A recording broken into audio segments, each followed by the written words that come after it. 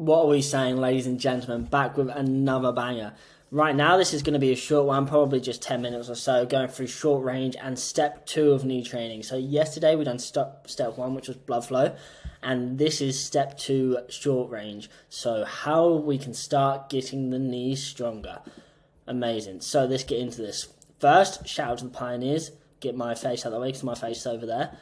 Keegan coaches is where I've learned the most detail about short range and long range in this kind of training. He's also probably the most influential mentor on my life in recent times. Obviously, Ben Patrick was the one that kind of helped me save my life, help my knee, all that kind of stuff. But Keegan has really influenced my life in amazing ways recently, and he's, an absolute genius with the short range, long range stuff.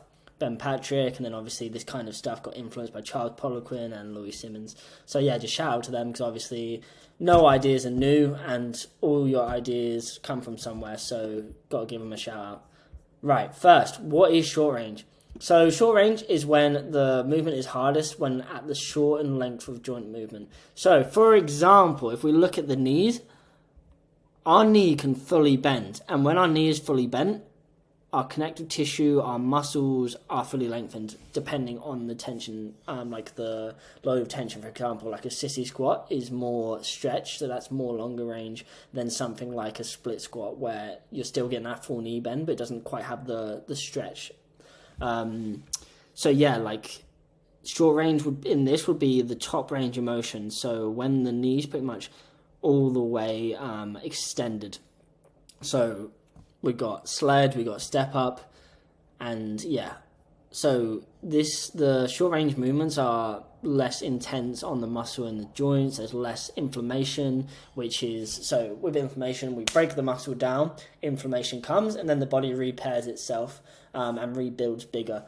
So with short range exercises, they cause less inflammation, so there's less muscle size growth, but there's also less joint inflammation. So if we're coming off knee injuries, these are really good to start with, because we can get work to the knee and we can get it stronger without having like extreme levels of breakdown in something like a reverse Nordic. Like, you're not going to be able to jump in a reverse Nordic straight away, and less structural damage. So in turn, this leads, if there's lower inflammation, this leads to less muscle soreness, and it means it's also less time to recover. So we can do these kind of exercises more frequently. So the reverse Nordics, I only really do once a week, but something like a step up, I could do 3 times a week, because it's different stretch on the muscles, different amount of breaking it down, different inflammation levels. If I done reverse Nordic 3 times a week, my muscles probably wouldn't recover by the time I have to then go back to do the reverse Nordic, which would then cause more damage, more injuries. So this is kind of how we can start getting the knee stronger, and that's what kind of allowed me to start after my knee was so damaged. I started getting some healing with the sled, so that was in the last video, the band knee extension flossing sled, and then I started building some strength, started adding some loads, some eccentric training with the step up, and this is kind of what I'm going to talk about here. So the short range for the knee, the most important thing for this is the ability to wake up the muscles around the knee. So after a knee surgery, our mind to muscle connection is completely gone in most cases, especially at ACL surgeries and the quad muscle atrophies.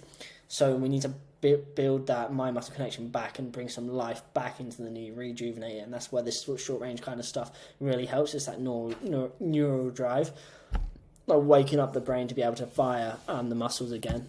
So we can use something concentric only, like a sled. So if you look at the sled and the step up, they're kind of a similar short range position, but the sled is more just concentric only. So you can do this even more than you can do the step up. So you can do the sleds daily, even 2 times a day, because it's not going to be breaking down. There's not going to be loads of structural damage to the joint. It's more just going to be muscle neural drive, and also loads of blood flow in the knee. Getting it really full with blood, getting some circulation, getting some healing into it, whereas something like an eccentric step up, so the reverse step up, the eccentric training, the way down, that's actually going to be breaking down the tissue. So we can't do this every day if we're training close to failure. We can do this more 3 times a week. And also, so we have 4 quad muscles. The rectus femoris, which is the middle one, is responsible for hip flexion.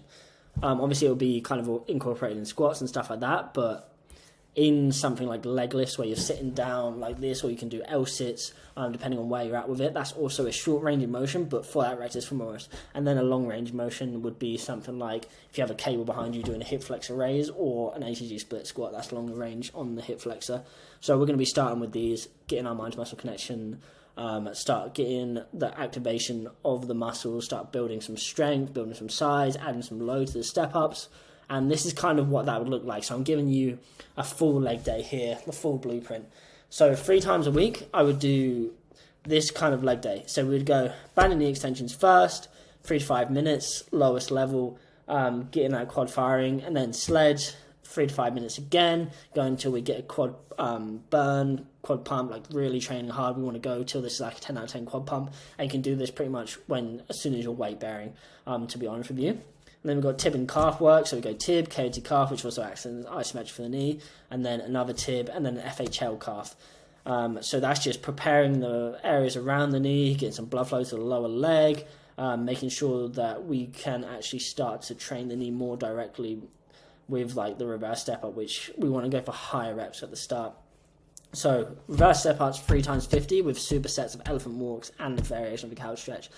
So the reverse step-ups are going to be 50 to 100 reps, and you want to fail around there, and we want to be going for a muscle burn rather than a joint burn.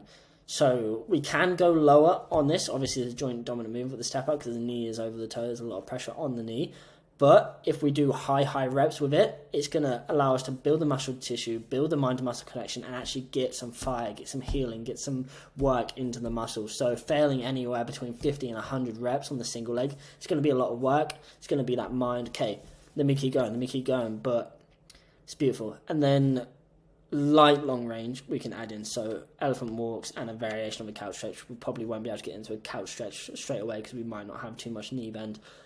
But we can do some variation of it, whether it be an incline bench, whether it be the knee coming further away from the couch, whether it just be standing up and using our hand to actually be able to get us into a couch stretch. But those are just lengthening the tissues a little bit after the short range, and it's not too intense. It's nothing like a reverse Nordic, but it's a very light level of it. So I would do this Monday, Wednesday, Friday, and then I'd include like band and knee extensions, sled, pretty much every single day. Get some Epsom salt baths in, get your nutrition good. If you're doing all of this to start with, if you're fresh off a knee injury, if you've been dealing with knee pain for a while, then you're going to be making massive gains. If you've just done this alone for like 1, 2, 3 months before you got into the longer range stuff of like ATG split squats, VMO squats, because I've seen a lot of people get into those longer range stuff and break down the tissue too much and then have a setback. And then they come to me like, oh no, I've done too much, what do? We go back to this. We go back to the healing. We go back to this for couple of weeks before we can then get back to the ATG split squats. So yeah, like I say, just a short video, just 8 minutes long. If you have any questions about this, let me know in the comments down below. Obviously, the short range concept, I'm not expecting you to get it straight away. I will do more series on short range and long range, but this is the gist of it. If you can understand that it's in the shortened position, so there's no stretch on it with the short range, and the long range is more, okay, we have more stretch on the tissues. For example, if you look at the reverse Nordic, my quads are really having a stretch at the same time as being strengthened. So yeah, if you kind of understand that they cause less structural damage, and understand where to use them, obviously I can help you with that. If you want one-on-one coaching, hit the first link in the description and we can see if we can get you in there. But yeah, really appreciate you watching this video. Anything you need, drop in the comments down below.